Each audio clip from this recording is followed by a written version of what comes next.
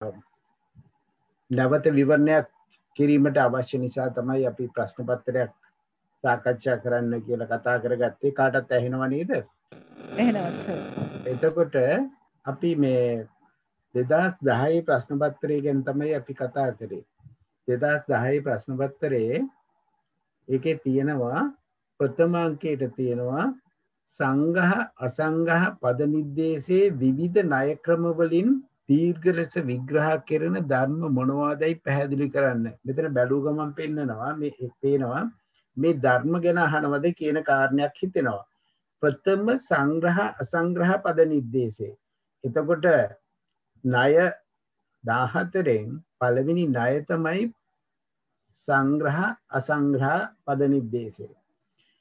එතකොට මෙතන අහන්නේ ඒ සංග්‍රහ අසංග්‍රහ පද නිर्देशය පිළිබඳවද අනික් ණය ක්‍රම පිළිබඳවද කියලා උතන ගැටලුවක් එනවා. මෙතන අහන්නේ සංග්‍රහ අසංග්‍රහ පද නිर्देशයේදී විවිධ ආකාරයෙන් සංග්‍රහ අසංග්‍රහ කොහොමද විභාග වෙන්නේ කියන කාරණේ තමයි පැහැදිලි වෙන්නේ.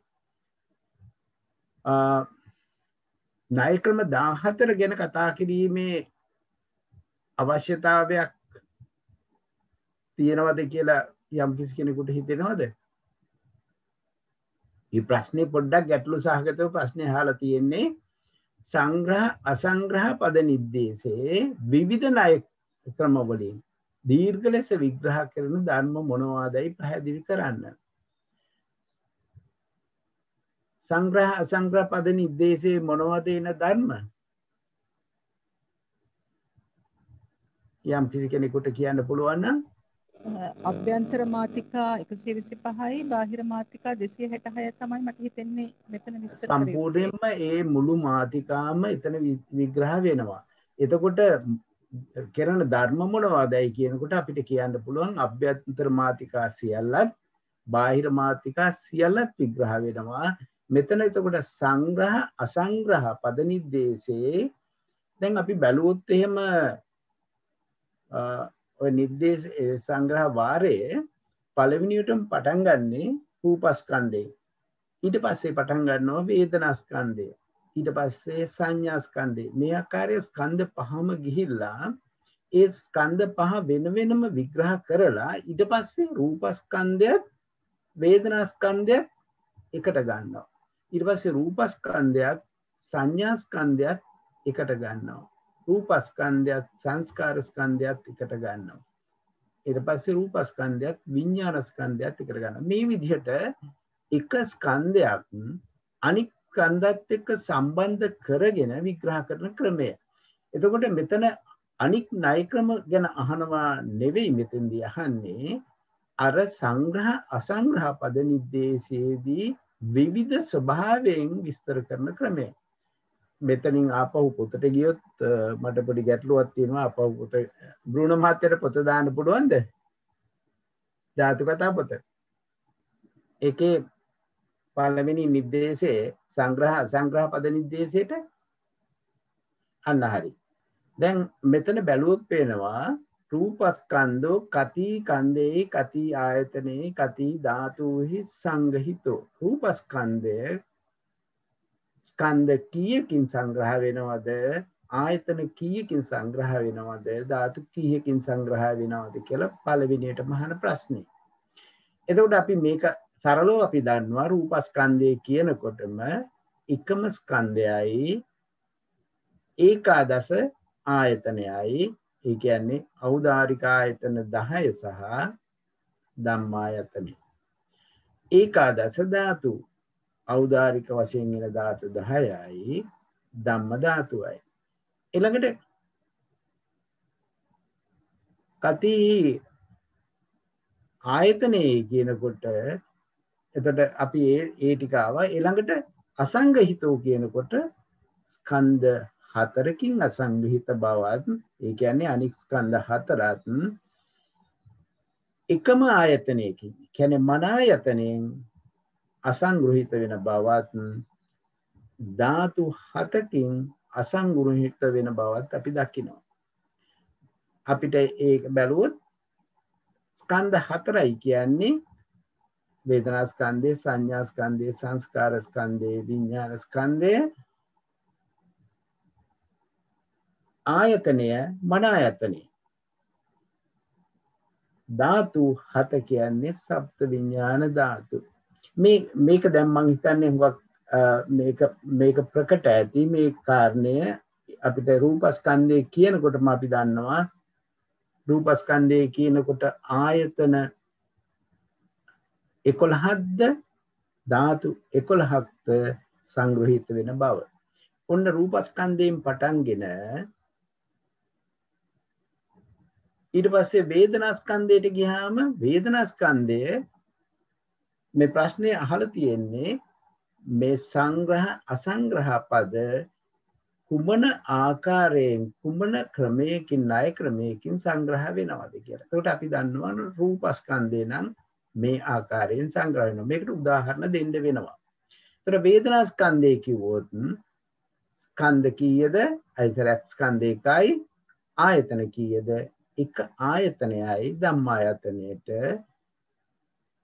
එකම ධම්ම ධාතුවට සංග්‍රහිත වෙන බව පේනවා.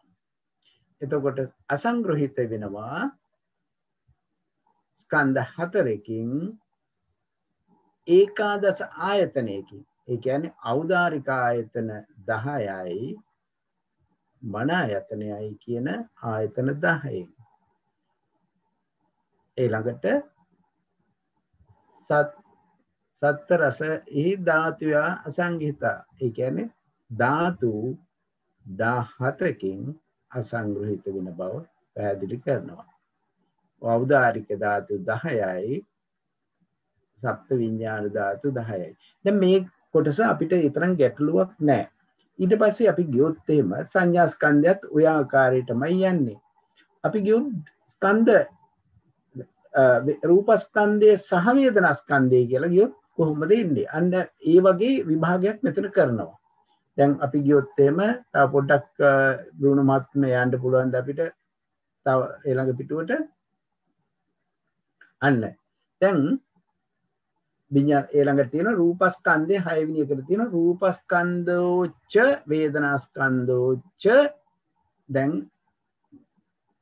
බලනවා මොකද්ද රූපස්කන්ධයත් වේදනාස්කන්ධයත් ගත්තොත් කුමන ස්කන්ධ වලින් සංග්‍රහ වෙනවද? දැන් විභාගයේ එක එක ස්කන්ධ විභාගයේ වෙනම කරලා ඊට පස්සේ කියනවා ස්කන්ධ දෙකක් එකට අරගෙන ස්කන්ධ දෙකක් නම් කොහොමද මේක සිද්ධ වෙන්නේ කියලා.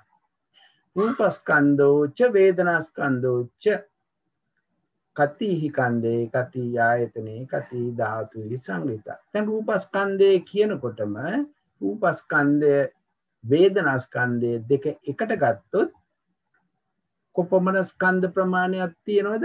අපි දන්නවා ස්කන්ධ ආකාරයට ස්කන්ධ දෙකක් මෙතන සම්බන්ධ වෙනවා. එතකොට ආයතන වශයෙන් ආයතන 11ක් සම්බන්ධ වෙනවා. රූපස්කන්ධය ඖදාරික ආයතන 10යි ධම්මායතනයයි. එතකොට රූපස්කන්ධේන සුකුම රූපට්කත් වේදනාස්කන්ධයත් දෙකම ගැටෙන්නේ ඒ ස්කන්ධ ආයතනයට. ඒ වගේම ඒකාදස ධාතුහි සංග්‍රහිතා.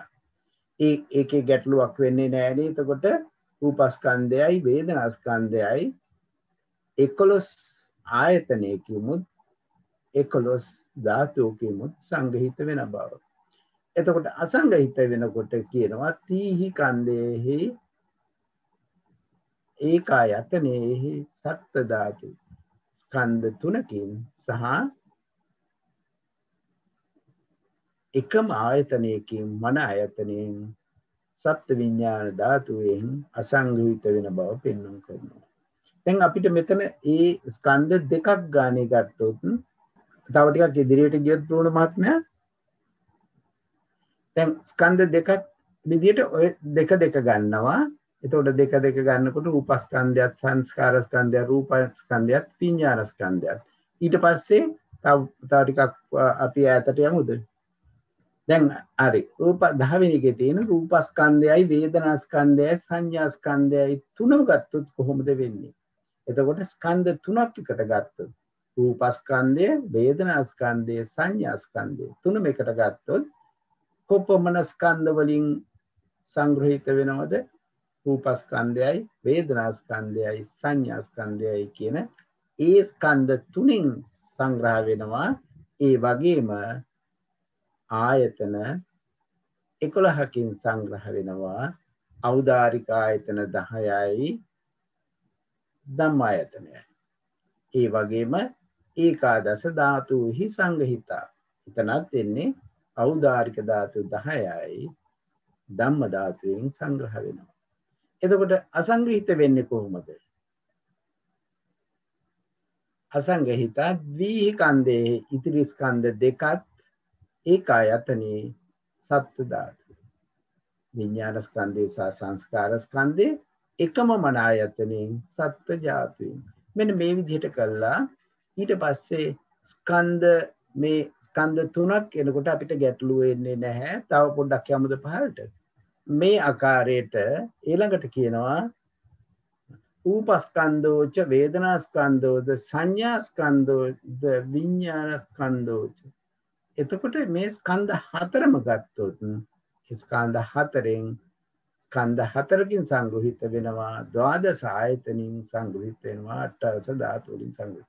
මෙන්න මේ ආකාරයට එක සැරයක් එක ස්කන්ධයක්, එක සැරේ ස්කන්ධ දෙකක්, ඊට පස්සේ ස්කන්ධ තුනක්, ඊට පස්සේ ස්කන්ධ හතරක්, ඊට පස්සේ ස්කන්ධ පහක් එන ආකාරයෙන් විභාග කරන ක්‍රමය මේ සංගහිතෙන් අසංගහිතේ විභාගයේදී පෙන්වුම් කරනවා. ඒක තමයි අපේ ඒ ප්‍රශ්නයේදී විග්‍රහ වෙනකොට ඒ ප්‍රශ්نين පෙන්වුම් කරන්නේ. ওই විදිහටම ආයතන වලට ගියාම තව පොඩ්ඩක් ඉදිරියට ගියොත් පේනවා ආයතන සංග්‍රහයේ ඒ ආයතන වෙනම අරගෙන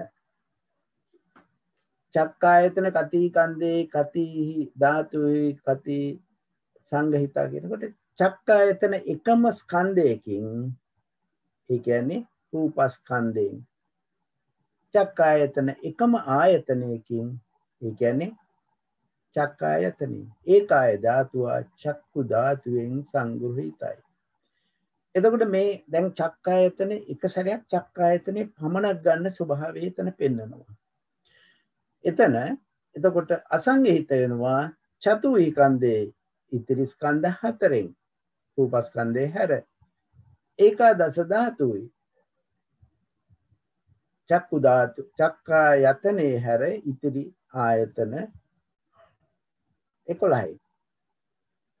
ඉතිරි ධාතු 17න් අසංගහිත වෙන බව පෙන්වනවා. ඊට පස්සේ මේ විදිහට ගිහිල්ලා ඊළඟට පෙන්වනවා සෝතායතනේ මේ ගානායතන වෙන වෙනම අරගෙන ගිහිල්ලා තව පොඩ්ඩක් පහළට යමුද බුණ මහත්මයා.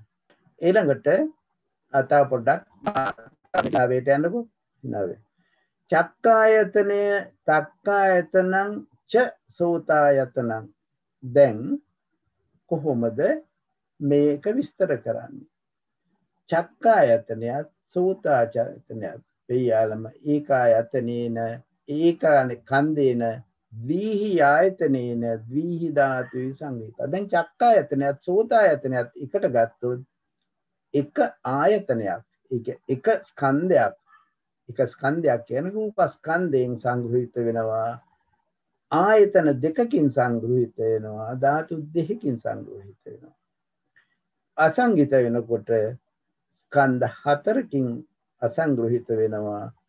දස ආයතනයකින් අසංග්‍රහිත වෙනවා. 16 ධාතුකින් අසංග්‍රහිත වෙනවා. මේ විදිහට ඒ ආයතන එක අරගෙන ඊට පස්සේ ආයතන දෙකක් එකට අරගෙන ඊට පස්සේ ආයතන තුනක් අරගෙන ආයතන හතරක් අරගෙන මෙන්න මේ වගේ විභාගයක් කරනවා. මේ සංගහිත අසංගහිත කියන විභාගයේදී බැලුවොත් හොඳට පේනවා කොහොමද සංග්‍රහ අසංග්‍රහ විස්තරයේදී විභාග වෙන ක්‍රමය. එතකොට මේ ප්‍රශ්නෙට උත්තරේ ඒ ආකාරයට තමයි අපිට දෙන්න වෙන්නේ. එතකොට විභාග වෙන ධර්ම නම් අභ්‍යන්තර ආයතන සියල්ලත් බාහිර අභ්‍යන්තර මාතිකා සියල්ලත් බාහිර මාතිකා සියල්ලත් විභාග කරනවා. විභාග කරන ක්‍රමය අන්න ආකාරයට එක සැරයක් ස්කන්ධ උදාහරණයක් වශයෙන් ස්කන්ධ ආයතන ආකාරයට දෙන්න පුළුවන්. ඒ ගැන කාට හරි කතා කරන්න තියෙනවා නම් කතා කරන්න පුළුවන්. සර් මම මේක කරපු විදිය මම කියන්නද මේ ප්‍රශ්නේ? කියන්න.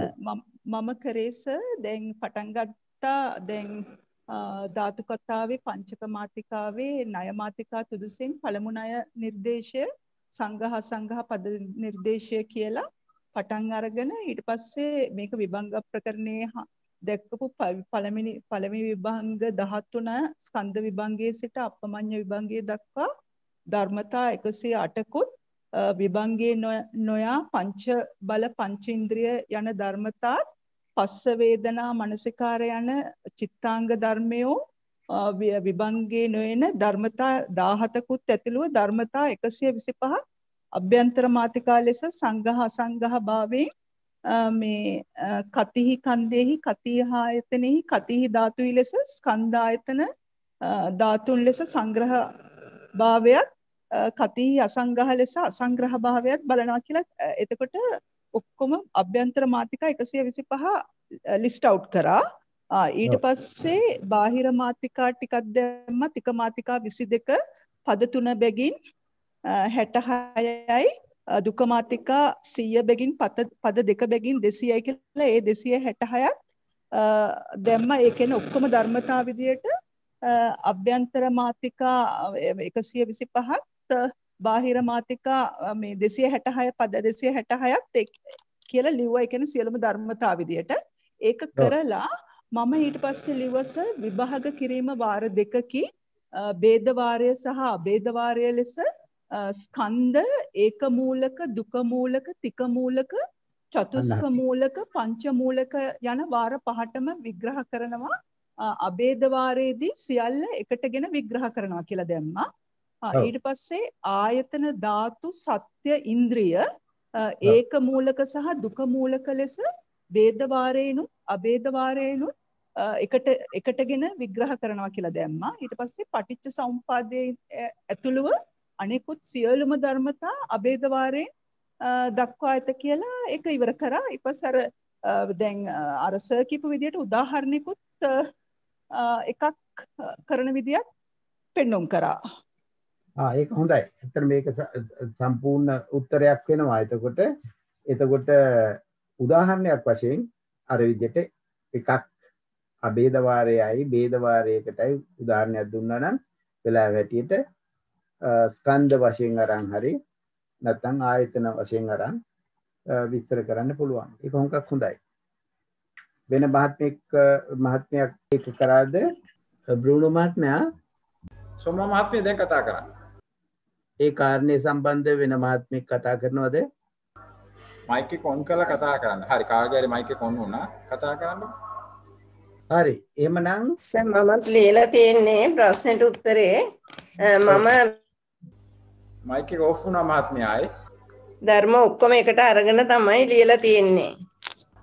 ධර්ම ඔක්කොම එකට අරගෙන තමයි මමත් ලියලා තියෙන්නේ සර්. සර් ඇහුණානේ සර්? සර් මාව ඇහෙනවද? ඇහෙනවා.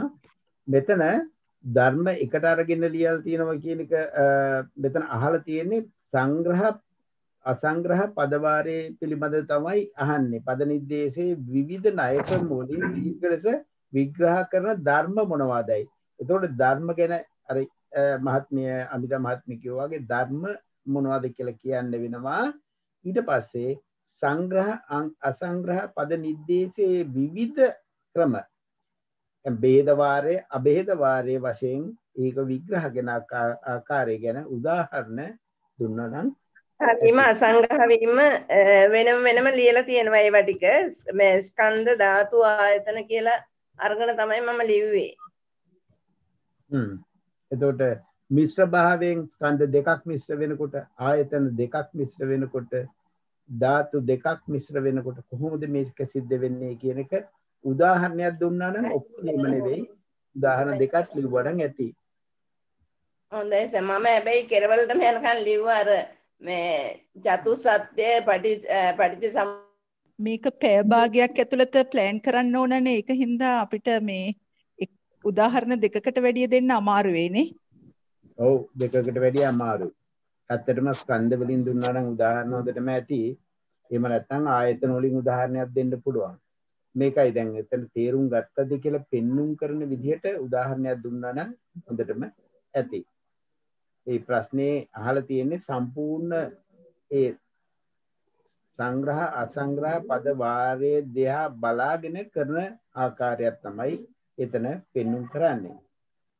අපි ඒ සංග්‍රහ අසංග්‍රහ වල වෙන මොනවා හරි ගැටලු තියෙන තැන් තියෙනවද? මට කැඩි කැඩි ඇහෙන්නේ සර් මට මේ කියා ගන්න විදියක් නැහැ. මම හිතන්නේ සර් මේ සර්ගේ මයික් එකත් මියුට් වුණා මේ මම හිතන්නේ මේ සිග්නල් වල පොඩි අඩුවක් වුණ වෙනකොට එහෙම වෙනවා සර්. කැඩි කැඩි එන්නේ. පොඩ්ඩක් බලන්න සිග්නල් අඩුද කියලා සුට්ටක්. අපි එහෙනම් ඊළඟ ප්‍රශ්නෙට යමුද? හොඳයි සර්. හරි ඊළඟ ප්‍රශ්නේ තියෙන්නේ අසංගහිතයෙන් අසංගීත නිर्देशයේ ඇතුළත් ධර්ම විවරණය අනාවරණය කරන්න. මේකට උත්තරය ලිව්වද අමිතා මහත්මිය? මේක ලිව්වා සර්. මේ කමක් නැද්ද මං කියුවට ඒක? කියවන්න. මම එකට කරේ මේ අසංගිතයෙන් අසංගහිත යන ණය මාතිකා තුදුසෙන් පස් වෙන්නයි කියලා ලියලා අභ්‍යන්තර හා බාහිර මාතිකා ධර්මයන්ගේ ස්කන්ධයන්ගේ ආයතනයන්ගේ ධාතුන්ගේ අසංගෘතයෙන් අසංග්‍රහිත භාවය මෙම ණය ක්‍රමයෙන් විභාග කොට ස්වરૂප වශයෙන් දැක්වේ. මෙම ණය ක්‍රමයට අයත් ධර්මතාවන් ස්කන්ධ සංග්‍රහයෙනු ආයතන සංග්‍රහයෙනු ධාතු සංග්‍රහයෙනු අසංග්‍රහිත වීමෙන් පසු ලැබෙන ධර්මතාවයන් නැවත නැවතත් අසංග්‍රහයෙන් අසංග්‍රහිත භාවය විභාග කොට දක්වයි. උදාහරණ රූපක්ඛන්දේන යේ ධම්මා කන්ද සංගහේන අසංගහිතා ආයතන සංගහේන අසංගහිතා ධාතු සංගහේන අසංගහිතා තේහි ධම්මේහි යේ ධම්මා කන්ද සංගහේන අසංගහිතා ආයතන සංගහේන අසංගහිතා ධාතු සංගහේන අසංගහිතා තේ ධම්මා කතිහි කන්දේහි කතිහ ආයතනෙහි කතිහි ධාතුහි අසංගහිතා. එහෙම කියලා පාලියෙන් දාලා ඊට පස්සේ මම රූපස්කන්ධය අරගෙන අසංගහිත ස්කන්ධ මොනවාද කියලා වේදනා සංඥා සංකාර විඥාන ලියලා ඊට පස්සේ ආයතන ලිව්වා මන ආයතනයේ විදියට ධාතු ලිව්වා සප්ත විඥාන ධාතු විදියට ඊට පස්සේ ඊළඟ ස්ටෙප් එක ලිව්වා තේහි ධම්මේහි යේ ධම්මා කියලා කන්ද සංගහේන අසංගහිතා කියලා රූපස්කන්ධයයි ආයතන සංගහේන අසංගහිතා කියලා රූපායතන 11යි ධාතු සංගහේන අසංගහිතා කියලා රූප ධාතු මේ 12යි 11යි දාලා ඊට පස්සේ තේ ධම්මා කතිහි කන්දේහි අසංගහිතා කියලා වේදනා සංඥා සංකාර විඥාන තියෙනවා. ඊට පස්සේ ආයි කතිහි ආයතනෙ අසංගහිතා මන ආයතනය කතිහි ධාතුහි අසංගහිතා කියලා සප්ත විඥාන ධාතු කියලා ඒ උදාහරණය දුන්නා. උදාහරණය දීලා ඉවර වෙලා මෙලෙස අසංග්‍රහයෙන් අසංග්‍රහිත ණය ක්‍රමයට විභාග වන ධර්මතා වණුවේ කියලා මම ඊට පස්සේ ලිස්ට් අවුට් කරා. මේ ස්කන්ධ 5යි ආයතන 12යි ධාතු 18යි සත්‍ය 3යි මේ ඉන්ද්‍රිය 22යි පටිච්ච සමුප්පාදයේ අංග 23යි සතිපට්ඨාන 4යි සම්මප්‍රදාන 4යි ඉර්ධිපාද 4යි ධාන 7යි මග්ග 8යි අප්පමඤ්ඤා 4යි පංචේන්ද්‍රිය 5යි පංච බල 5යි පස්ස වේදනා සංඥා චේතනා අදිමොක්ඛ මනසිකාර චිත්ත කියලා ඊට පස්සේ තික පද 43යි ගොච්චක පද 72යි චුල්ලන්තර පද 7යි මහන්තර පද 18යි පිට්ටි දුක පද 18යි කියලා 257ක් ධර්මතා. ඒ කියන්නේ ඒක උදාණෙන් අරගෙන මෙලෙස ධර්මතා 257ක් මෙම ණය ක්‍රමයේ යටතේ විභාග කොට ස්වરૂප ලෙස දක්වා ඇත කියලා ඉවර කරා. ඔව් ඒක හරිම හුඟක් හොඳයි මේ විදිහට කරා නම් මේ උද්දානයේ තියෙන ධර්ම ටික මතක තියාගන්න පුළුවන්ද? උද්දානයේ තියෙන ධර්ම මතක තියාගන්න පුළුවන්ද? සර් මේක මතක තියාගන්න ඒ කියන්නේ මේක තේරුම් ගත්තා නම් මේකේ ධර්මතාවය මොකද මේ විදිහට ඇවිල්ලා තියෙන්නේ කියලා ඒක මේ තේරුම් ගත්තා නම් පුළුවන්. ඒ කියන්නේ මෙතන හැම වෙලෙම අසංග්‍රහ වෙන පද ටික තමයි ඒ කියන්නේ අර මේ ඇත්තටම මෙතන ඇතුළත් වෙන්නේ. ඒක ටිකක් අර පොඩ්ඩක් බලාගත්තා නම් ඒ ටික මතක තියාගන්න පුළුවන්. ඒ කියන්නේ හැම වෙලේම ඒ කියන්නේ හැම ණය ක්‍රම 14ටම අවශ්‍ය පද ටික ඒ කියන්නේ උවමනා වෙන ඒ කියන්නේ ධර්මතා ටික යෙදෙන ධර්මතා ටික වෙනම ලියාගත්තා නම් ඒකේ ගැළපීම ගැන හිතෙනවා. ඒ කියන්නේ මොන හේතුවක් නිසාද මේ ධර්මතා මේ ණය ක්‍රමයට ඇතුළත් වෙන්නේ කියලා. හරි. ඒක හරි. ඒක තමයි ඇත්තටම හරි ක්‍රමය. ඊට පස්සේ ඔයා උදාහරණයක් දෙනවද මේකට මේක කොහොමද අසංගහිතෙන් අසංගහිත විවරණය කරන ඒකට උදාහරණයක්? එහෙමයි සර්. ඒක තමයි මම අර මුලින්ම රූපස්කන්ධය තමයි මේකේ උදාහරණයේ විදිහට පෙන්වුවේ. අසංගහිතෙන් අසංගහිත වෙන විදිහට. හරි. ඒක පළවෙනි අංකයට තියෙන එක. වෙන මහත්මයෙකුට මේ කාරණේ ගැන කතා කරන්න පුළුවන්ද? සර් මම ඒකේදී ඉස්සෙල්ලාම මේ පස්වෙනි මාතිකාවේ දර්ශන විභාග වල ධර්මතා ගැන ටිකක් විස්තර කරලා තියෙනවා. අර සියලුම ස්කන්ධයන් හා ආයතන ධාතු ඉන්ද්‍රිය 18 මේ විභාග වල හතර සත්‍ය වෙදි දුක්ඛ සත්‍ය හැරී ඉතිරි සත්‍ය තුනක්. පටිච්චසමුප්පාදයේ අංග 12ට අමතරව පද 24ක් විභාග කරලා තිනවා. භවයර්ථේ ඒ කම්ම භවය, අරූප භවය, නේව සංඥාසත, ඒකෝකාර භවය, අසඤ්ඤ භව ඒ වගේ දීර්ඝ විස්තර නොයෙක් අංශ වලින් ඒ විභාග කරලා තියෙනවා කියලා. ඊට පස්සේ තවදුරටත් ජාති ජරා මරණ ශෝක පරිදේ ඒ වගේ දිග්ගිකට විස්තර මම ඒ ටික කියලා ඊට පස්සේ තික මාතිකාර්ථේ පද 44ක් විභාග කරලා තියෙනවා. සමහර රූපත් සමග මිශ්‍ර වෙච්ච පද මේ විභාගයේ බැහැර වී ඇති බව පෙනේ කියලා. උදාහරණයක් වශයෙන් අසංකලිත සංකලිසික ධම්ම, නේවාච්‍යගාමිනී අපචයගාමිනී ධම්ම, මජ්ක්‍ධිමා ධම්ම. ඒ වගේම ඒ උදාහරණ ටිකක් පෙන්නලා ඊට පස්සේ රූපස්කන්ධේ පෙරලි තුන විස්තර කරලා පෙන්නවා. සෝම මහත්මිය ඔයාට මේ පැය භාගය ඇතුළත පුළුවන් වුණාද මේ ඔයා කියපු එක අපි අහන් හිටියේ පැය භාගය ඇතුළත ඔයාට පුළුවන් වුණාද මේ මම try කරා ඔයා ලියපු විදිහට ලියන්න මම පැය භාගයක් මම පැය භාගයකදී ලියන්න බැලුවා විස්තර නෙවෙයි ඇත්තට ලිව්වේ. මම ටයිම් කරලා ලිව්වේ. ටයිම් කරද්දී මට තේරුණා මේ ධර්මතා ඔක්කොම ටික විස්තර ඇතුව ලියන්න බෑ.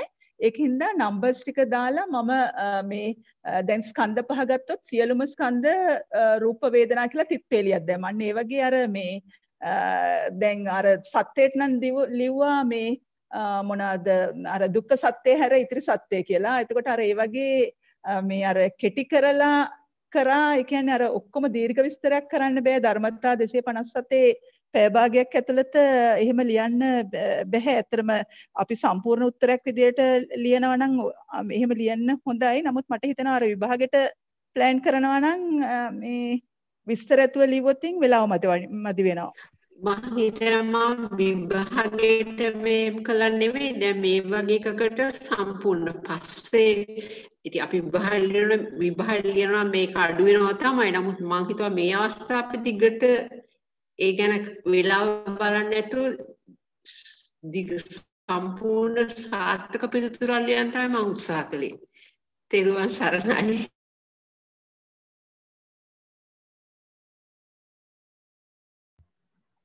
ඒක හොඳයි. දැන් මේ කාලේ ලියනකොට අපිට එහෙම ලියන්න පුළුවන්. එහෙම නැත්නම් ධර්මපද ඔක්කොම එන විදියට අර විදියට සාරාංශ කරලා ලිව්වට කමක් නැහැ. ඊට පස්සේ උදාහරණයක් එකක් අන්ත මහත්මිය කිව්වාගේ රූපස්කන්ධය අරගෙන උදාහරණයක් වශයෙන් ඒ පෙරලීම් තුන පෙන්වුවා නම් හොඳටම ඇති. ඒක රූපස්කන්ධයක පෙන්වුවා සර්. ඒක අන්තිමටම රූපස්කන්ධය විතරක් පෙරලි තුන එක පෙන්වුවා. ඒක මිනිත්තු 30කට ලියන්න පුළුවන් ওই කාරණේ. වෙන මහත්මියකට කතා කරන්න තියනවද? අපි එමනම් ඊළඟ එකට යමුද?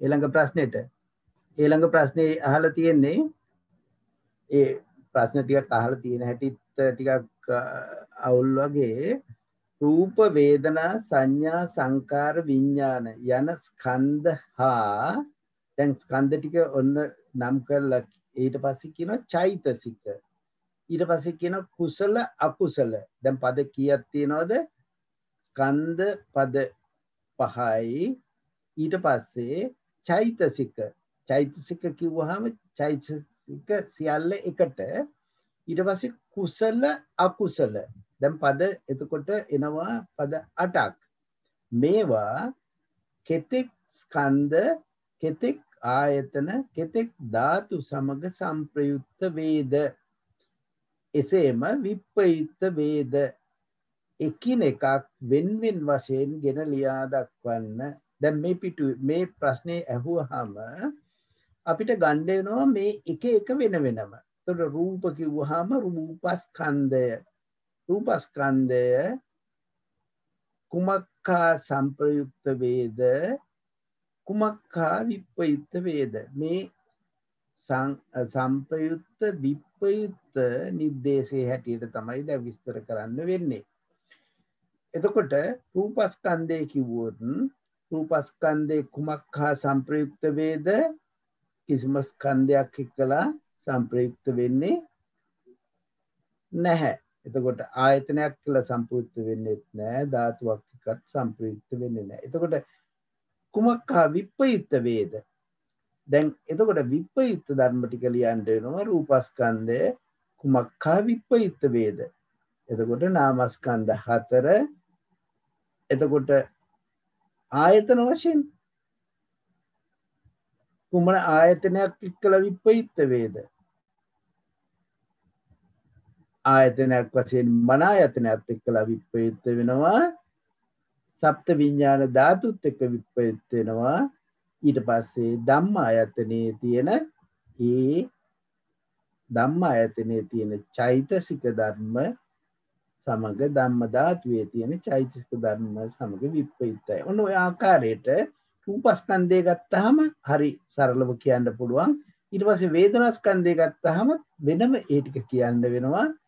සංඥා ස්කන්ධය ගත්තාම ඒ ටික වෙනම කියන්න වෙනවා. සංස්කාර ස්කන්ධය ගත්තාම විඥාන ස්කන්ධය ගත්තාම කුමක්ඛා සංප්‍රයුක්ත වේද කුමක්ඛා විප්‍රයුක්ත වේද කියලා වෙනම විස්තරයක් දෙන්න වෙනවා. ඊට පස්සේ කියනවා චෛතසික සමග. දැන් චෛතසික සමග කියනකොට චෛතසික සියල්ල එකට. ඒ කියන්නේ වේදනා සංඥා සංකාර කියන සියල්ල එකට අරගෙන එතන ස්කන්ධ 4ක්ම අරගෙන චෛතසික සමග එතකොට චෛතසික නම් විඥාන ස්කන්ධයත් එක්කලා සංප්‍රයුක්ත වෙන බව ඊළඟට විප්‍රයුක්ත වෙන බව මේ ආකාරයට පැහැදිලි කරන්න ඕන. මේ කාරණේට යම්කිසි මහත්මෙක් මාන්සි වුණාද? තුන්වෙනි ප්‍රශ්නෙට ඒක එතකොට මේ මෙතන 6 වෙනි සුදුස්මාත් ණය මාතිකාවේ 6 වෙනි ණය ක්‍රමයේ වෙන සංපයුක්ත විප්‍රයුක්ත නිර්දේශයට අනුව විභාග කළ යුතුයි කියලා මේ ඔක්කොම වෙන වෙනම මේ බෙදලා දැක්වස මේ හැම ධර්මතාවයක්ම. එතකොට කුසල අකුසල කොහොමද කරේ? කුසල අකුසලත් ගත්තස එතකොට මේ කුසල් සිත් 21යි චෛතසික 38යි අරගෙන මේ කතිහි කන්දේහි කතිහි ආයතනෙහි කතිහි ධාතුහි සංපයුක්තා කියලා දාලා නත්ති කියලා දැම්මා.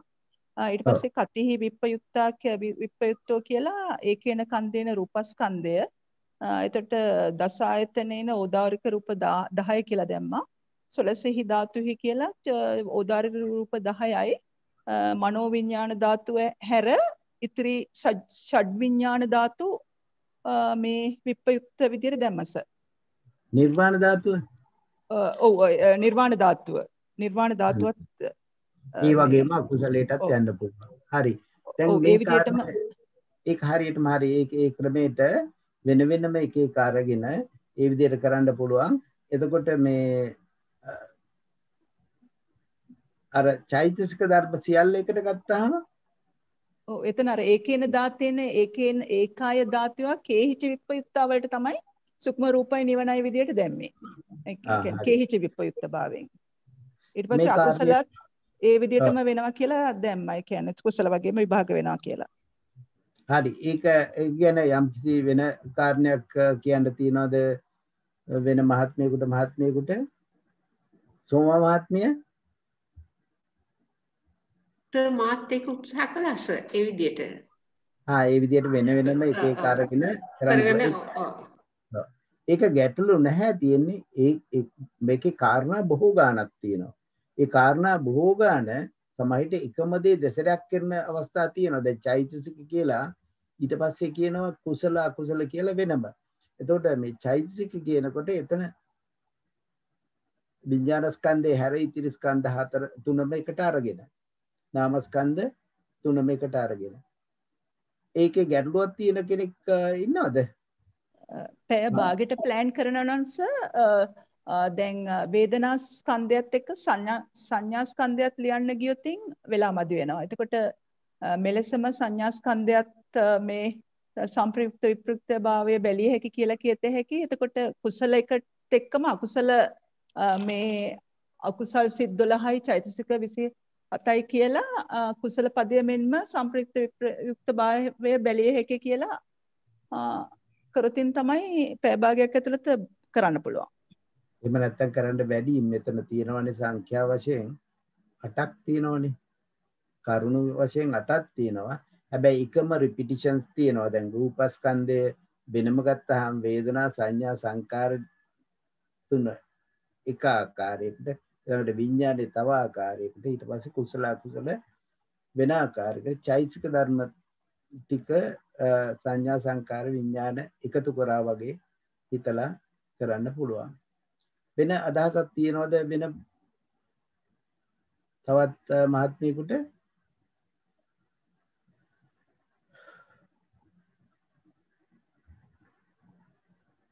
හරි එහෙමනම් අපි යමුද ඊළඟ එකට හතරවෙනි එකට කෙබඳු ධර්ම සමූහයක් ස්කන්ධාදී වශයෙන් මේ ප්‍රශ්න පත්‍රයේදී ප්‍රශ්නේ තියෙන බැරෑරුම්කම පෙන්눔 කරලා නැහැ. ඒක ඇත්තටම ඒක බොහෝම කොටාසේ ගොඩාක් තියෙන කොටාසයක් එක පද දෙක තුනකින් තියෙන්නේ. කෙබඳු ධර්ම සමූහයක් ස්කන්ධාදී වශයෙන් සංග්‍රහ වන්නේදයි අසංගහිතේන සංගහිත නිर्देशය තුලින් නිදසුන් සහිතව පැහැදිලි කරන්න. දැන් මෙතනත් උද්දානය ගැනත් ධර්ම සමූහය ගැනත් විස්තර කරන්න වෙනවා. එතන අසංගහිතේන සංගහිත නිर्देशය. එතකොට අසංගහිතේන සංගහිත නිर्देशය කිව්වහම මේ නිर्देशය කීවෙනි නිर्देशයද? තුන්වෙනි නිर्देशයනේ. ඔව් සර්. ඒක තුන්වෙනි ණය ක්‍රමය. තුන්වෙනි ණය ක්‍රමය. එතන උද්දානයට එනකොට ඒක මතක තියාගන්න පුළුවන් ධර්ම ටික මතක තියාගන්න අමාරුයි. ඉතින් හැබුණාට අපි දැන් ලිව්වස. එතකොට මෙතන උද්දානයේ සර්ව සම්පූර්ණයෙන් ලියන්න බැරි වුණත් එන ධර්ම ප්‍රමාණයක් ලියලා ඒ ධර්ම ගැන විභාග වෙන ක්‍රමය නම් ලියන්න වෙනවා. උදාහරණ වශයෙන් විභාග කරන ක්‍රමය ලියන්නම ඕන. මෙතන එන උද්දානයේ ධර්ම දැක්වීම කියන කාරණේට එපිටට ගිහිල්ලා මෙතන කොහොමද ධර්ම විග්‍රහ වෙන්නේ කියන එක පැහැදිලි කරන්න වෙනවා. එතන කියනවා ස්කන්ධය තිදෙනෙකි.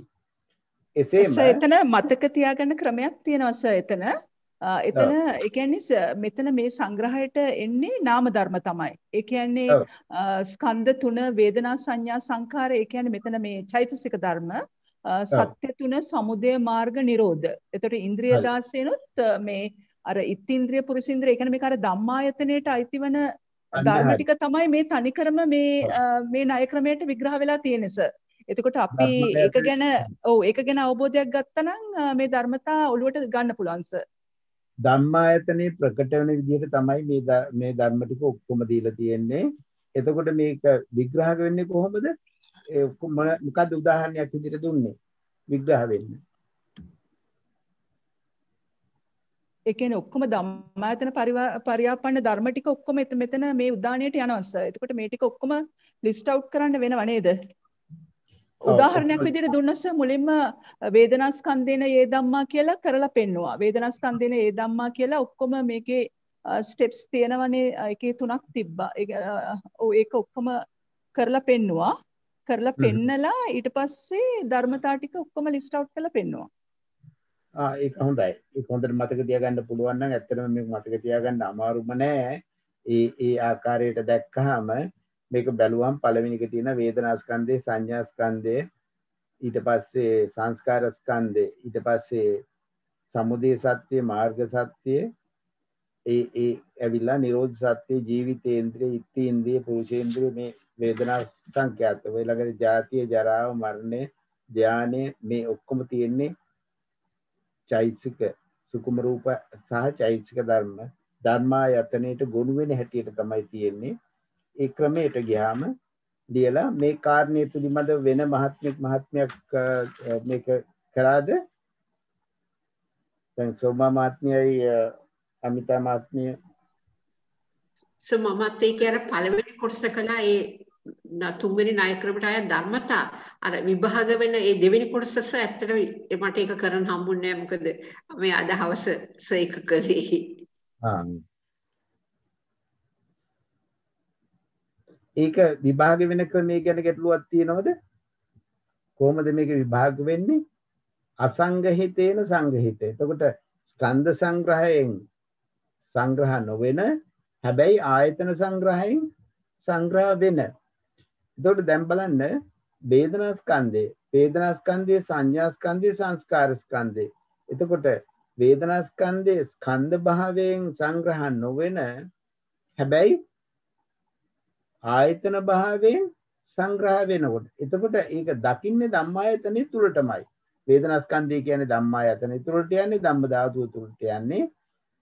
සංඥා ස්කන්ධයත් එහෙමයි, සංස්කාර ස්කන්ධයත් එහෙමයි. එතකොට ඒ වේදනා ස්කන්ධය හැර ධම්මායතනයේ තියෙන අනික් ධර්ම ගැන කතා කරන්නේ. අන්න ඒ ආකාරයට දැක්කොත් මේකට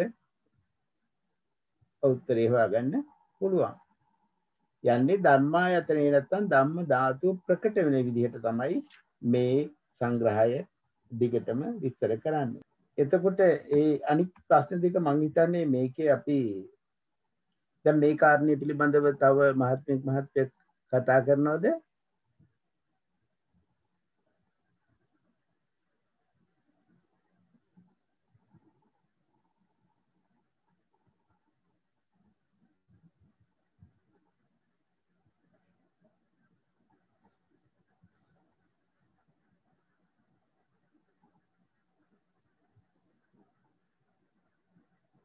එතන පුජ්‍යල ප්‍රඥප්තියේ ප්‍රශ්න පත්‍රයේ පුජ්‍යල ප්‍රඥප්තියේ තියෙන එක අපි මං හිතන්නේ එදා කතා කරා.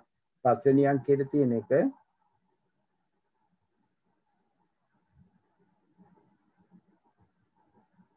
ශාස්ත්‍රූන් තිදෙනෙකි. අපි එදා අන්තිමේදී කතා කරේ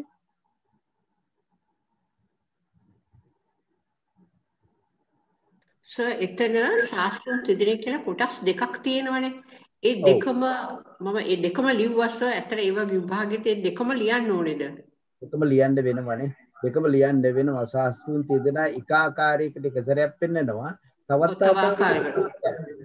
හරි සරයක් පෙන්නනවා අර මේ දිට්ඨි සහගත විදියට. එතන අනිත් සැරේ පෙන්නනවා නාමයන් ප්‍රහාණය කරනවා, රූපයන් ප්‍රහාණය කරන්නේ, වේදනා ප්‍රහාණය කරන්නේ ඒ විදිහට. ඒ විදිහට. ඒ දෙකම ලියන්න වෙනවා. දෙකෙන් එකක් ලිව්වත් මෙතන ප්‍රශ්නේ දිග නිසා ගැටලුවක් වෙන්නේ නැහැ. හැබැයි දැන් අපි උත්තර ලියනවා නම් දෙකම ලියන්න වෙනවා. මේකේ පිටු අංකයක් දාලා තියෙනවා 335 පිටුවෙන්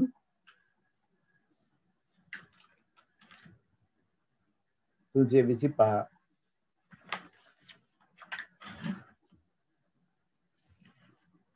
ඇත්තටම සර් මේක හරිම අමාරු ප්‍රශ්නයක්. මේ ඒ කියන්නේ මෙච්චර ගොඩක් එක ප්‍රශ්නයකට දෙනවා කියන්නේ හරිම හිතා ගන්න අමාරුයි කොහොමද කරන්න කියලා. මිනිත්තු 30ක් තියෙනවනේ.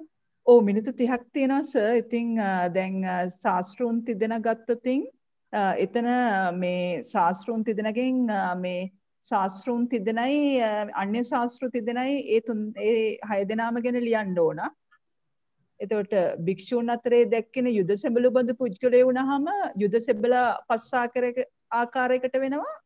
යුද සෙබළ වගේ භික්ෂුන් වහන්සේලා 5 ආකාරයට වෙනවා. ඒතර එතන 10ක් වෙනවා අන්තිමට. එතකොට තුන්වෙනි ප්‍රශ්නේ විතරයි ටිකක් කෙටි වෙන්නේ. අනිත් එක හරිම අමාරුයි. ඒ කියන්නේ මේ ටයිම් එක අතර නම් ලියන්නේ ඔක්කොම ටික. ඒක මෙහිමයි කරන්න වෙන්නේ. යුද සෙබළා නම් පළවෙනි යුද සෙබළා කියනකොටම තමන් ඉඩ තියාගන්න වෙනවා. යුද සෙබළා ආකාරයෙන් විස්තර කරන තැනම ඉරක් ඒ කියන්නේ ලයින් එකක් තියාගන්න වෙනවා. එතන කොහොමද භික්ෂුන් වහන්සේ කොන සම්බන්ධ කරන්නේ කියලා. නැත්තම් රිපිටිෂන් එකක් යන්න වෙනවා. දැන් යුද සෙබළාගේ පළවෙනි සෙබළා කියනවා දූලි දැක්ක.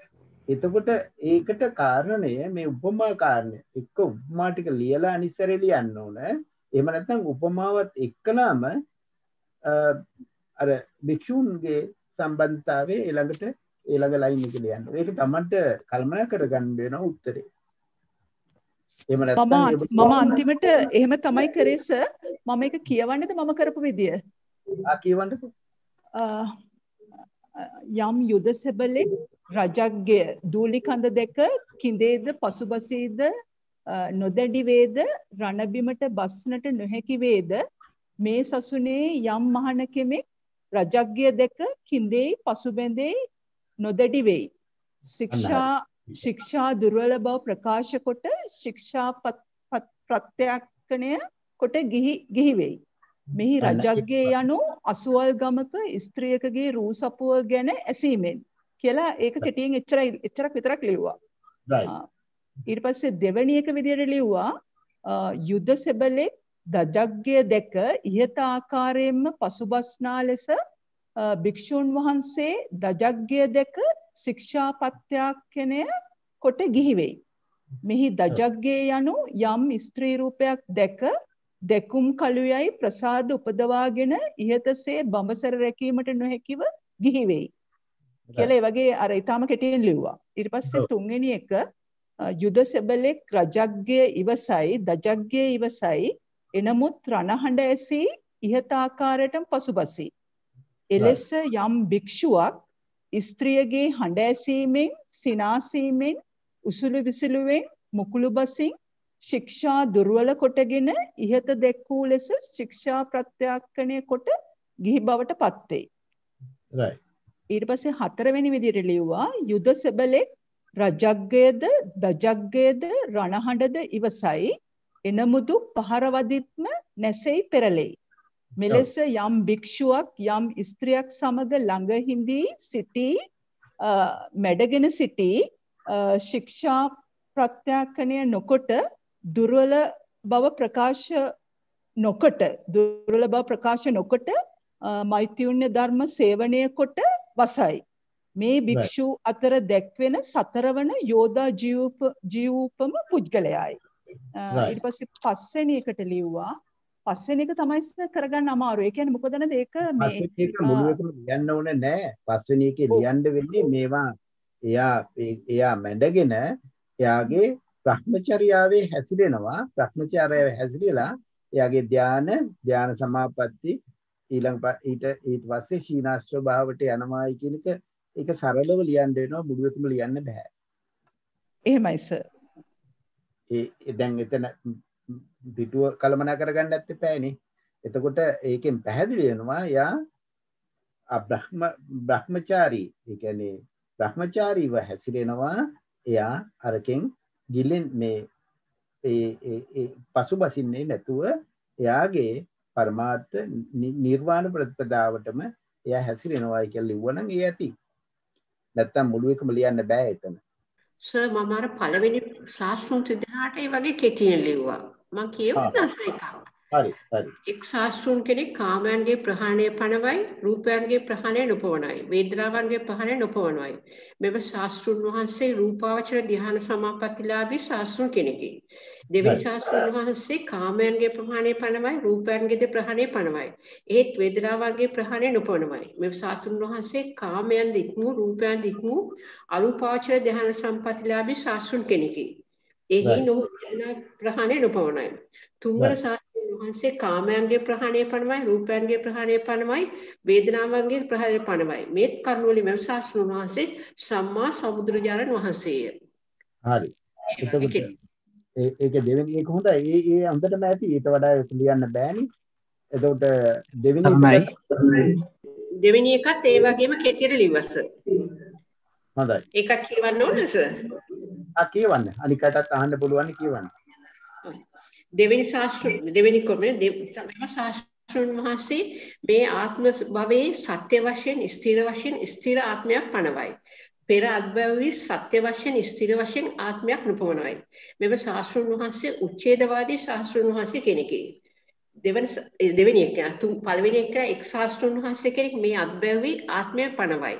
පර අත්භවයේ ස්ථිර වශයෙන් ආත්මය පනවයි. මෝ ශාස්ත්‍රවාදී ශාස්ත්‍රඥ වහන්සේ කෙනෙකි. තුන්වෙනි ශාස්ත්‍රඥ වහන්සේ මේ අත්භවයේ සත්‍ය වශයෙන් ස්ථිර වශයෙන් ආත්මය නුපමනයි. පර අත්භවයේදී සත්‍ය වශයෙන් ස්ථිර වශයෙන් ආත්මය නුපමනවයි. මෙම කරුණින් මෙතුමා අප සම්මා සම්බුදුරජාණන් වහන්සේය. ඒක ඇති. ඒ ටික තව ප්‍රශ්නේ ඒකයි තව කොටසකුත් තියෙනවා නේද? හතරකුත් තියෙනවා. නෑ තුන්වෙනි කොටසකුත් තියෙනවා. දැන් ওই දෙකේ කියලා ළඟට ගරු සත්කාර කොට සේවනය කළ යුතු පුජ්‍යලෝ පුජ්‍යල ප්‍රඥප්ති ප්‍රකරණේ දැක්වෙන පරිදි විග්‍රහ කරන්න. සර් ගැමුණු මහත්මයාට ප්‍රශ්නයක් තියෙනවා කිව්වගේ නේද? හොඳයි කියන්නකෝ මහත්මයා. මම කියන්නද? එහෙනම් ගැමුණු මහත්මයා ඉස්සෙල්ලා කතා කරන්නේ.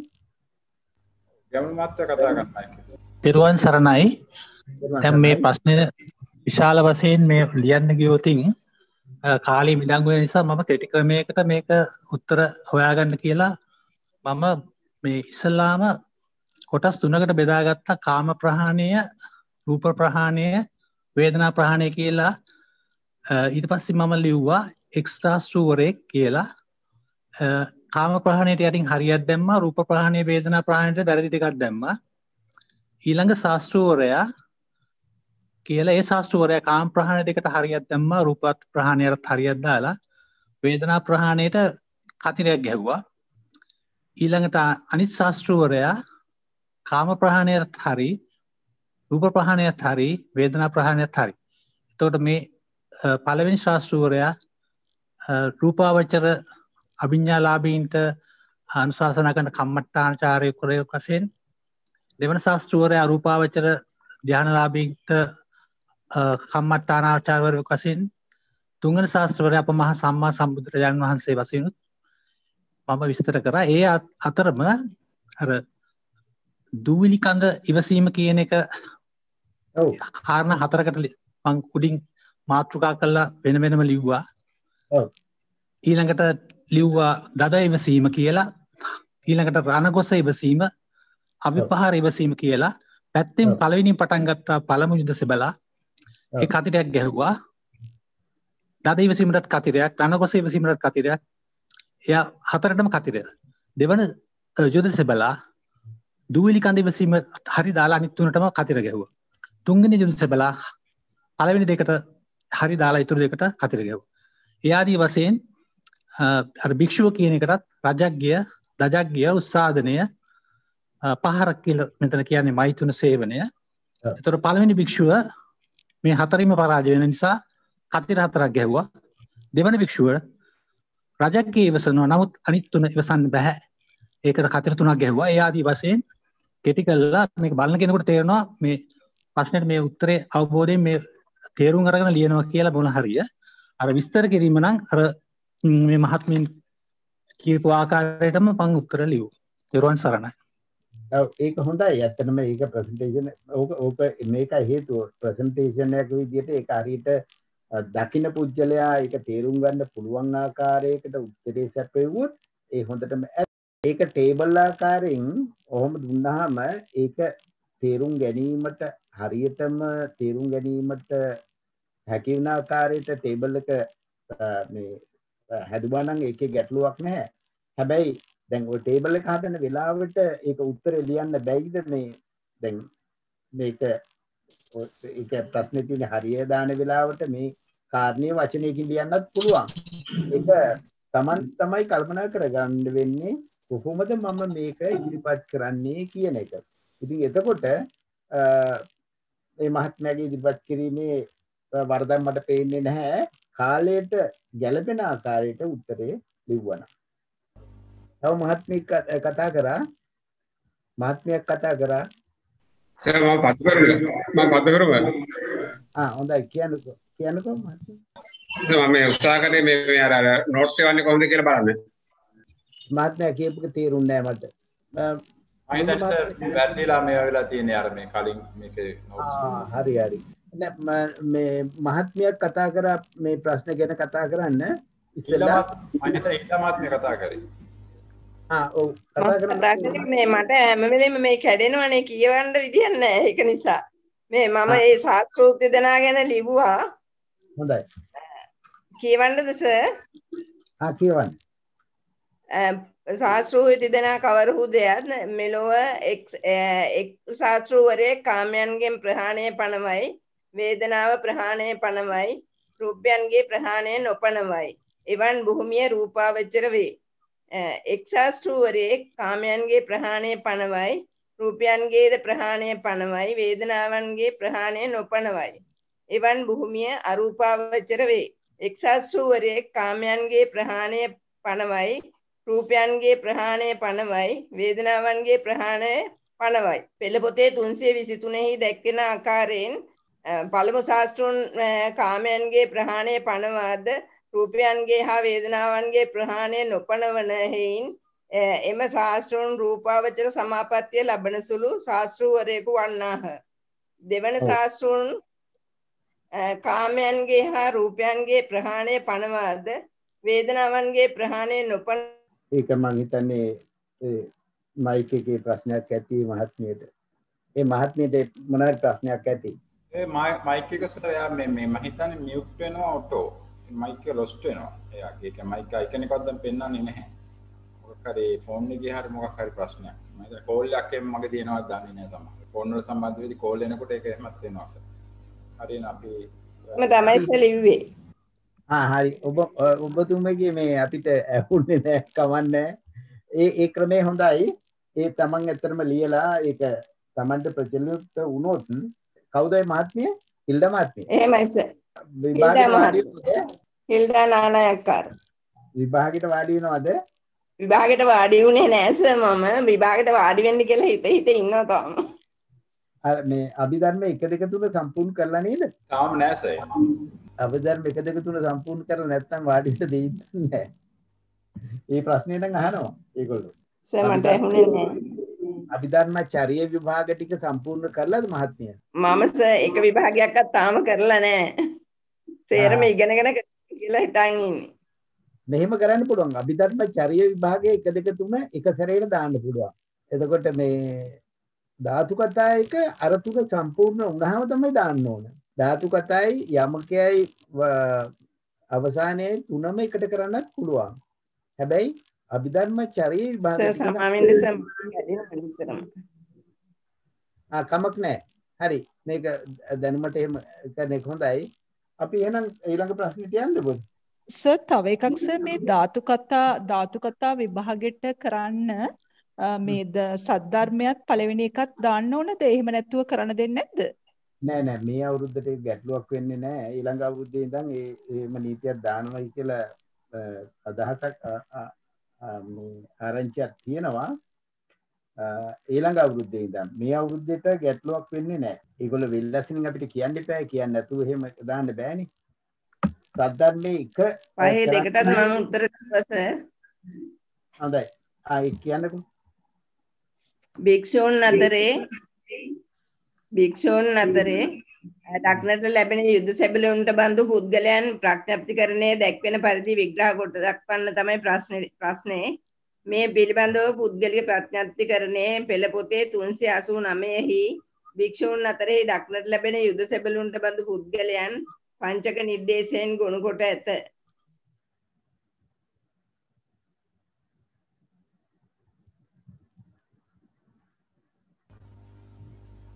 සිග්නල් ප්‍රශ්නයක් තියෙන්නේ සර්. ඒකයි ලොස්ට් වෙනවා. ඔව් එයාට එක දිගට කියන්න බෑ. සිග්නල් අඩු. දැන් වෙලාව කීයද? යුද්ධ සෙබළු යුද්ධයකදී මුහුණ දෙන ආකාරයෙන් ඉතා ගාම්භීර ධර්මපරියායක් පැහැදිලි කිරීමට යොදාගත් බව කෙතරම් ආශ්චර්යයක්ද මෙහිදී දත යුතුය. ලොව තුල දක්නට ලැබෙන ඉතා ප්‍රායෝගික කරුණකින් එල්බ මනුසිතට අවබෝධ කරවන මේ දේශනාව සාමුකංශික දේශනාව වැනි විශේෂ දේශනයකි. යුද්ධයකදී මුහුණ දීමට යුද්ධ සෙබළු 5 දෙන එහිදී කඩුහරඹ කිරීමට සූදානම් රණබිමට බට විට ඉදිරියේ දූලි කඳ දැකයින් යුද සෙබළෙක් දූලි කඳ දැක නවති පසුබසි දැඩි නොවේ. මේ විද්‍යාමාන පළමු සෙබළා භික්ෂුවකට උපමා කර ඇත. මේ භික්ෂුව යන්නට භික්ෂු භික්ෂුණී උපාසක උපාසිකා යන 4 වර්ගයේම වෙනුවට යොදාගත් නිතර දක්නට ලැබෙන මාතෘකාවක් උපයෝගී කර බව පෙනේ. කෙසේ වුවද දූලි කඳ කාම ක්ලේශයන්ට උපමා කර ඇත.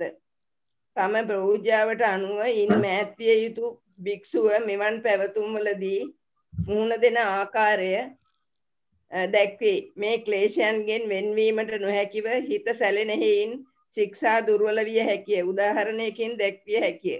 බඹසර ස්ත්‍රියක් ගැන අසන්නට ලැබේ. එය අසා යම් අයෙකුගෙන් ඒ සිතුවිල්ල නිසා බඹසර රැකීමට නොහැකි වේ.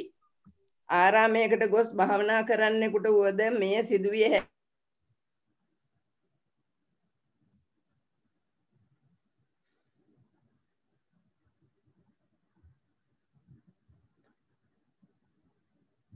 හොඳයි මේ මහත්මිය ඒ හොඳයි. හැබැයි එකම දෙයක් තියෙනවා මෙහෙමයි. ප්‍රශ්නයකට උත්තරයක් විදිහට ලියනවා නම් ගොඩාක් මේ වගේ විස්තරයක් ලිව්වහම තමන්ගේ කාලය කළමනාකරණය කරගන්න නම් අපහසු වෙනවා. මොකද මේක තනි ප්‍රශ්නයක් නම් ඔය සියලුම විස්තර හරියටම හරි. හැබැයි මේක තියෙන්නේ ප්‍රශ්නෙන් 3 කොටසක්. මිනිත්තු 30කින් මිනිත්තු 10ක් තමයි මේකට වෙන් කරගත හැක්කේ. එතකොට මේ මහත්මියට ඇහෙනවද දන්නෙත් නෑ. එයා ඩිස්කනෙක්ට් වෙලාද දන්නෙත් නෑ. ඉතින් එතකොට අපි පුළුවන් තරම් සරල වෙන්නත් ඕනේ, කෙටි වෙන්නත් ඕනේ. හැබැයි අවශ්‍ය කාරණේ කියවෙන්නත් ඕනේ. එතකොට ප්‍රශ්නෙට කෙලිම බැහැීම තමයි හොඳම ක්‍රමය. අර ඉස්සලා අපි කතා කරා වගේ මේ මහත්මයා කිව්වේ ඒක බොහොම ටේබල් එකක් විදියට අයින් කරලා ඇහින් නැද්ද? අයනවා සර්. අයනවා නේද? ඒක බොහොම සංක්ෂේපයි. ඊට පස්සේ දැන් මේ මහත්මිය කතා කරපු එක බොහොම දීර්ඝයි. අපි ඒක යම් කිසි ක්‍රමයකින් මිනිත්තු 10කට නැත්නම් මිනිත්තු 15කට කල්පනා කරගන්න වෙනවා උත්තරේ. එහෙම නැති වුණොත් ප්‍රශ්නෙට උත්තරේ අපිට දී ගන්න බැලිගෙනවා. අපිට පුළුවන් ද ඊළඟ ප්‍රශ්නෙටත් ඒකේ ඊළඟ තියෙනවා ගරු සත්කාර කොට සේවනයේ කළ යුතු පුජ්‍යලයෝ පුජ්‍යල ප්‍රඥප්ති ප්‍රකරණයේ දැක්වෙන පරිදි විග්‍රහ කරන්න. සෝමා මහත්මිය මේක දැක්කද? ගරු සත්කාර කොට සේවනයේ කළ පුජ්‍යලයෝ. ගරු සත්කාර කොට සේවනයේ කළ යුතු පුජ්‍යලයෝ. ඒක මම ලිව්වා. මම කියවන්නද? ඔව් ඒකේ ඕක ඔතන තියෙන්නේ ත්‍රිවිධ පුජ්‍යලයන්ගෙන් එක පුජ්‍යලයක් තමයි මේ කියන්නේ නේ. ඒ ත්‍රිවිධ පුජ්‍යලය මතකද මේකට? සර් මේ අද කියවන්න බෑ මට. කමන්නේ ඔයාගේ මේක කැඩෙනවා මං හිතන්නේ. ඒකයි හේතුව. ඉතින් මේ අපි මේ ඊළඟ ප්‍රශ්නෙට ගියා. මේ 5 වෙනි ප්‍රශ්නේ 3 වෙනි කොටසේ තියෙනවා ගරු සත්කාර කොට සේවනයේ කළ යුතු පුජ්‍යලයෝ. පුජ්‍යල ප්‍රඥප්ති ප්‍රකරණයේ දැක්වෙන පරිදි විග්‍රහ කරන්න.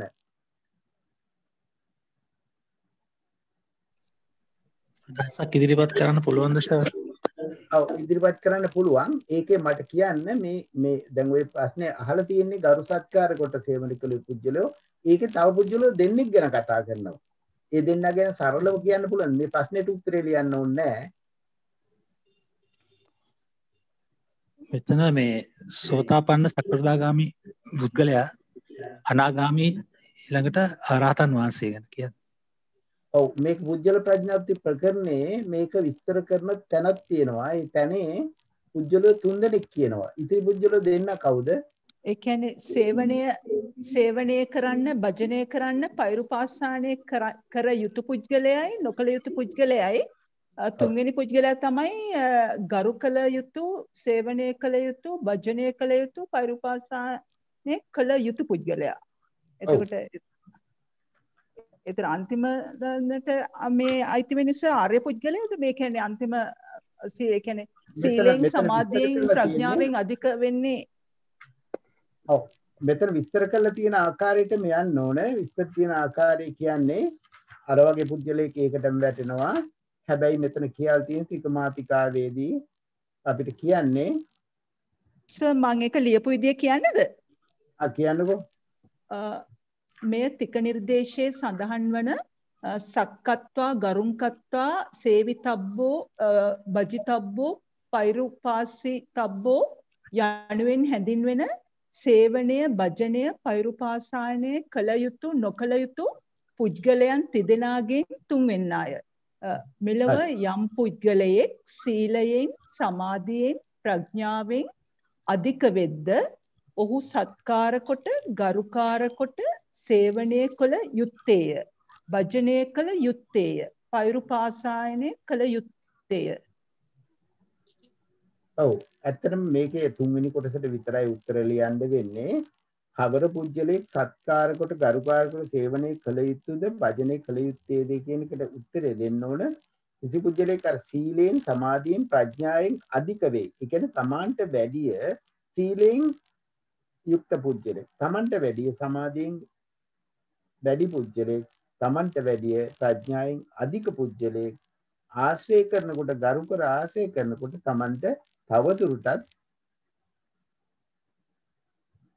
ඒ සීල, සමාධි, ප්‍රඥා දියුණු කරගන්න පුළුවන් ස්වභාවයෙන් තමයි කියන්නේ. ඒකට කවුද මේ පුජ්‍යලයා කියලා අපි විස්තර කරනවට වඩා හොඳයි සීලෙන් අධික පුජ්‍යලේ, සමාධියෙන් අධික පුජ්‍යලේ, ප්‍රඥාවෙන් අධික පුජ්‍යලේ තමයි ගරු කොට, සත්කාර කොටකට සේවනය කළ යුතු පුජ්‍යලයා. පළවෙනි පුජ්‍යලයා කියනවා අපි සීලෙන්, සමාධියෙන් හීන පුජ්‍යලයා සේවනය කරන්න එපායි කියනවා. ඊළඟට දෙවන පුජ්‍යලයක් කියන සේවන කළ යුත්තේ, භජනය කළ යුත්තේ, පෛරුපාසන කළ යුත්තේ මෙලොව කිසි පුජ්‍යලෙක් තමයි සමාධියෙන්, ප්‍රඥාවෙන් සම වූයේ. සම වුණ පුජ්‍යලයා සේවනය කළ යුතුයි. මෙයා ගරු කොට සේවනය කරන්න ඕන සීලෙන්, සමාධියෙන් අධික පුජ්‍යලයෝ කියලා විස්තර කරනවා. එතකොට ඒ කාරණේ ලිව්වනම් හොඳටම ඇති. එතකොට මේ ප්‍රශ්නේ හරියට කල්පනාකරණය කරන්න වෙනවා. මෙතන ප්‍රශ්න තුනක් තියෙනවා. ප්‍රශ්න තුන ඉතාම කෙටියෙන් තමයි ලියන්න වෙන්නේ. දීර්ඝව ලිව්වොත් මං හිතන්නේ ප්‍රශ්න දෙකකට වැඩි උත්තර ලියන්න බෑ. මේ ප්‍රශ්න දිහා බැලුවම සමහර ප්‍රශ්න ඉම්බැලන්ස් වගේ පේනවා. අපි ඊළඟ දවසේ කරමුද? දැන් කීයද වෙලාව? 9:07යි. තව පුළුවන් මිනිත්තු 15ක් විතර කරන්න. 9. ඊළඟ ප්‍රශ්නෙට කවුරු හරි උත්තරේ ලිව්වද? ගිහිගෙන් නික්මුණු සිසුන් පැවිදි වූ භික්ෂුව ශික්ෂා සහගත සාවිජ්‍යනේ නොපෙනීම භූතගාම විකෝපණයෙන් මිදුනේ ආත්මයේ නිදොස් සුව මිදුනේ ක්ලේශාභිෂේක රහිත සුව විඳී. චතුක්ක නිर्देशයේ සඳහන් එම ක්‍රියාදාමය සවිස්තරව පෙන්වන්න. මොකද්ද මේකට ලියන්න ඕන? ඔව්. ගිහිගෙන් නික්ම සසුන්හි පැවිදි වූ භික්ෂුව ශික්ෂා ඇහෙනවද සර්? ඇහෙනවා කියන්නේ. ශික්ෂා සහගත සහජීවනයට පැමිණියේ භූතගාම විකෝපණයෙන් මිදුනේ අධ්‍යාත්මයේ නිදොස් සුව විඳින්නේ ක්ලේශාභිරේක රහිත සුවය විඳී. චතුක්ක නිर्देशයේ සඳහන් එම ක්‍රියාදාමයේ සවිස්තරව පෙන්වා දෙන්න. මේ ප්‍රශ්නේ පුද්ගල ප්‍රඥප්ති කරන පෙළ පොතේ මේ පිළිබඳව සැකවින් දක්වා ඇත්තේ චතුස්ක නිर्देशයේ 24 වෙනි ඡේදයේ 368 හි දෙවන ඡේදයේ සිට 371 අවසානයේ දක්වාය. තථාගතයන් වහන්සේ පිළිබඳව ආකාරවතී ශ්‍රද්ධාවෙන් යුතු නෙක්ඛම්මේ නිසාම භූතගාම විකෝපණයෙන් මිදී පැවිදි වූ භික්ෂුව ශික්ෂා සංඛ්‍යාත සහජීවනයට පැමිණ ශ්‍රද්ධා, විරිය, සති, සමාධි, ප්‍රඥා වැඩිවීමට උත්සුක වෙයි. ප්‍රාණ වදයෙන් වැළකුණේ වෙයි. ලෝපාල ධර්මයන් රකින්නේ වෙයි. හිත අනුකම්පා ඇත්තේ වෙයි. අන් පැවිදි සම බ්‍රහ්මචාරීන්ට ආදර්ශයක් වෙයි. ශ්‍රේෂ්ඨ සම්පන්නව යෝනිසෝ මනසිකාර්ය වඩන්නේ වෙයි. නුදුන් දේ ගැනීමෙන් වෙන්වන්නේ වෙයි. පිරිසිදු දැහැමි ගුණයෙන් යුක්ත වෙයි. ස්ථීර කතා ඇතියේ වෙයි. අනුන් නොරවටයි. ආජීව අෂ්ටමක ශීලයෙන් යුතු වෙයි. බොහෝ දෙනාගේ මනවඩන වදන් තෙපලන්නේ වෙයි. සමගියට ආදර්ශයක් වන්නේ වෙයි. අවස්ථානුකූලව නිදසුන් සහිතව පිරිසිඳීම් ඇති අරුත්බර වදන් කියන්නෙක් වෙයි. දස ශීලයෙන් ප්‍රාතිමෝක්ෂ ශීලයෙන් යුතු අයෙක් වෙයි. සියලු ගනුදෙනුවෙන් වෙන් වූයේ වෙයි. සියලු දුස්තරිතයෙන් වචී මනෝ කර්මයන්ගෙන් දුරු වූයේ වෙයි. අල්පේච්ඡතාවයෙන් යුතු වෙයි. ආහාර පටික්කුලයෙන් යුත වෙයි. හෙතෙම ආර්ය ශීලස්කන්ධයෙන් යුක්තව අධ්‍යාත්මයේ නිදොස්සුව මිදින සැහැල්ලු ගති පැවතුම් ඇත්තකු වෙයි. ලද පිණ්ඩපාතයෙන් සතුටු සිතින් යැපුණේ වෙයි. අකුසල ධර්මයන් දුහු බඳනා චක්කු ඉන්ද්‍රිය සංවරයට පැමිණේ. සෝත ගාන ජීවහා කාය මන යන නිමිති වලින් එනු ලබන ලාමක අකුසලයන්ගෙන් මෑත්ව කල්ගෙවයි. ඉන්ද්‍රිය සංවරයේ ප්‍රධාන කොට දවසරි. මේ හේතුවෙන් ආදර්ශමත් භික්ෂුව සියලු කුසල ධර්මයන් හඳුනා අකුසල ධර්මයන් ලද අවස්ථාවේ විරති වශයෙන් ඈත් කුසල් අකුසල් සියල්ලෙන් මිදී නිරාමිස ප්‍රීතිය භුක්ති විඳිමින් ආධ්‍යාත්මික නිදොස්සුව විඳී. එය නිවනේ දොරටුවයි. ඔව් මේක දැන් මේ අපි පොතේ තියෙන ක්‍රමයට අපි මේක ග්‍රහණය කරනවා වගේම තවත් ක්‍රමයකට ග්‍රහණය කරගන්න පුළුවන්. මේ ගිහිගෙන් නික්මුණු සසුන්හි පැවති භික්ෂුව ශික්ෂා සාගත සාජීවනයට පැමිණියේ. දැන් මෙතන තියෙනවා මේ කියන්නේ සීල විසුද්ධිය ලබා ගන්න ක්‍රමය. ප්‍රාතිමෝක්ෂ සංවර සීලයෙන් යුක්ත වීම. ඊට පස්සේ ප්‍රාතිමෝක්ෂතර චතුපාරිශුද්ධ සීලය කොහොමද එන්නේ? ප්‍රාතිමෝක්ෂ සංවර සීලය ඊළඟට ආජීව පාරිශුද්ධ සීලය, ඉන්ද්‍රිය සංවර සීලය, ඊළඟට සන්නිශ්චිත සීලය. අෂ්ටමක සීලය කියලා දැම්මේ සීලය. අන්න ඒකට යොමු වෙන විදිහට ලියුවනම් හරියටම හරි. එතකොට ලියන්න ඕනේ අපි ප්‍රාතිමෝක්ෂ ආජීව අෂ්ටමක සීලය කිව්වේ ඒකට අදාළ ඒවා සේරම තිබුණා මේ සටහනේ. අන්න හරි. එතකොට දැන් අපි ප්‍රාතිමෝක්ෂ මේ භූතගාම වික්කෝපණයේ මිදුනේ. මේ කියන්නේ අර පාචිත පාළියේ එන ඒ ආකාරයේ සිල්පද ආරක්ෂා කිරීම පිළිබඳව. එතකොට ප්‍රාතිමෝක්ෂ සංවර සීලයේ 220ක් ඒ සිල්පද භික්ෂුන් වහන්සේ කෙනෙක් 220ක් සහ සමත 7ක් ඒ සිල්පද රැකගෙන ඒ කරන සහජීවනයට පැමිණි භික්ෂුව ඊට පස්සේ ඒ භික්ෂුව තමන්ගේ විතර ක්ලේශ මේ ඡේදවලදී කියවෙනවා ඉන්ද්‍රිය සංවර සීලෙන් යුක්ත වෙනවා. එයා ඉන්ද්‍රිය සංවරය කරගන්න ආකාරය පෙන්නනවා. ඊට පස්සේ දස අකුසලෙන් මිදෙන ස්වභාවය පෙන්නනවා. දස අකුසලෙන් මිදිලා ඊට පස්සේ ඒ භික්ෂුව පෙන්눔 කරනවා අල්ප මාත්‍ර ආහාරයේ මාත්‍රඤ්‍යතාවය ඒ ආකාරයෙන් ඒ චතුපාරිශුද්ධ සීලයට එන ආකාරය තමයි පෙන්වන්නේ.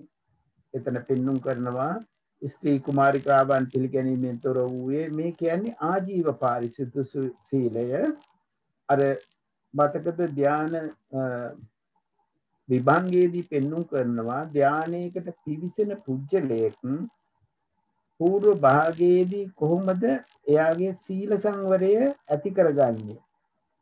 අන්න ඒ ස්වභාවය තමයි මෙතන පෙන්눔 කරන්නේ. එතකොට තමන්ගේ වචනයෙන් ලියන්න වෙනවා මේ ඡේද